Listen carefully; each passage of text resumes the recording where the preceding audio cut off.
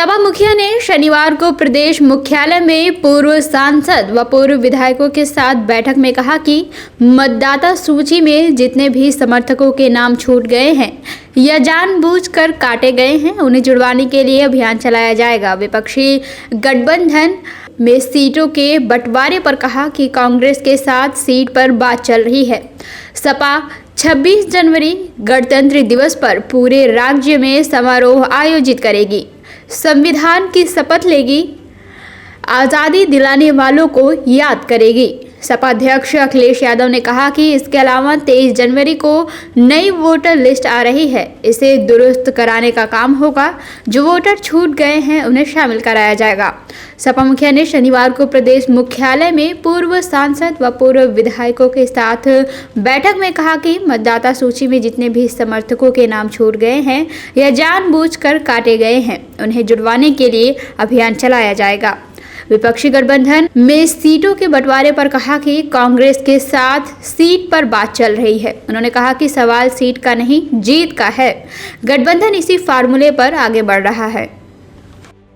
आज ये महत्वपूर्ण बैठक भी है जिसमें बहुत सारे समाजवादी वरिष्ठ नेता जो पूर्व में लोकसभा में रहे, विधायक रहे या एमएलसी रहे, उनके बीच में बैठक हुई है।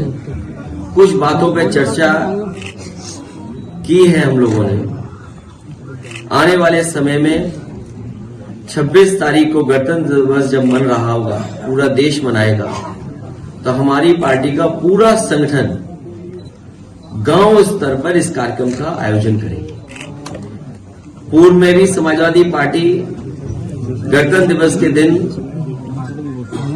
सभी लोग बैठ करके संविधान पर और हमारे पूर्व में जो लोगों ने आजादी दिलाई है उनको हमेशा याद किया है।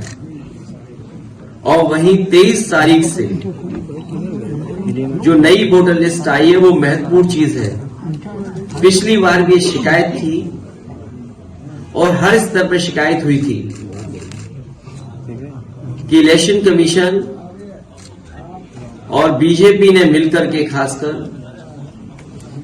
जानबूझ करके वोटर लिस्ट में गड़बड़ियां की थी और गड़बड़ियों की शिकायत भी हुई। उन शिकायतों का निराकरण नहीं हुआ। मुझे याद है इलेक्शन कमीशन ने नोटिस दिया था समाजवादी पार्टी को कि आपने किस आधार पर कहा है कि समाजवादी पार्टी के वोट काटे गए हैं। उस समय संगठन के लोगों से और पार्टी के लीडर्स ने हमें एक सूची दी थी जिसमें 18,000 वोट जो 2022 में डिलीट कर दिए गए थे।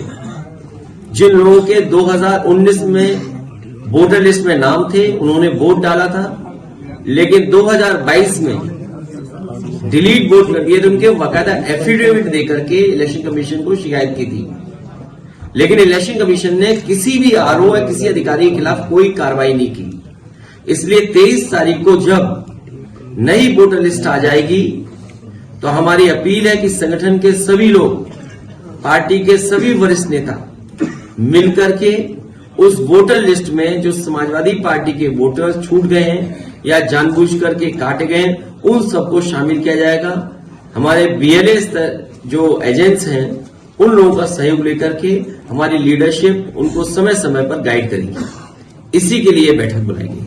CIB इंडिया न्यूज की सभी खबरों को देखने के लिए लाल रंग की बटन को दबाकर चैनल को सब्सक्राइब जरूर करें, घंटी जरूर दबाएं ताकि हमारी सभी खबरों के नोटिफिकेशंस आप तक पहुंचते रहें।